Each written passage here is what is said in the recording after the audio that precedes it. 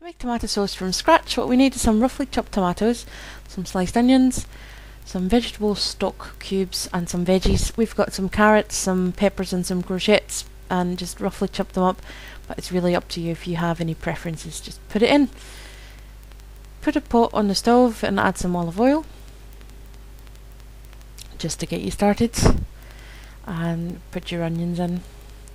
You want to just brown off your onions, just gives them that much more flavour.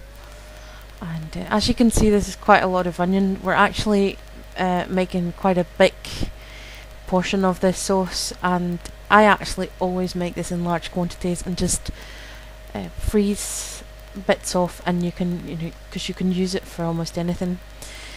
While the onions are going, just add some seasoning. I like to add a little bit of chili, but some cumin seed or some coriander seed might also be nice. Once your onions are cooked, just add a little bit of water, and then just crumble up your stock cubes and add them.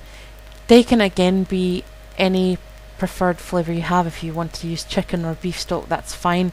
I just used the veggie stock because I wanted to keep the sauce vegetarian.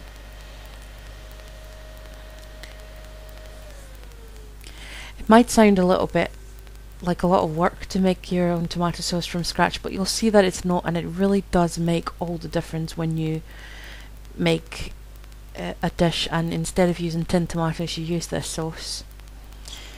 Now I'm just adding the carrots first, because carrots need quite a bit longer to cook than any of the other vegetables. I'm adding them first, and I'm just letting them cook for about 5 minutes. Just put a lid on, and then 5 minutes later, as if by magic, that's the carrots partially cooked. They're not completely cooked yet. Just add the rest of your veggies.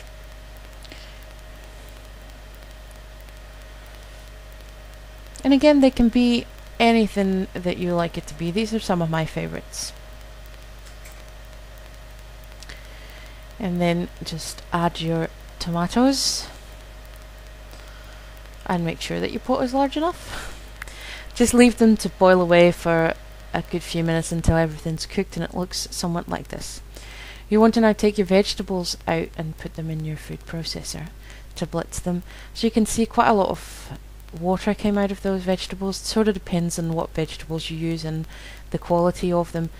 Don't throw that water away, just keep it, and you have a lovely vegetable soup or tomato soup.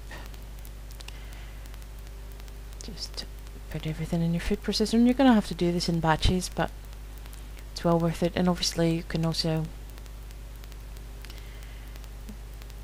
use one of the ones that you put in and just keep everything in the pot. And that's your tomato sauce all ready.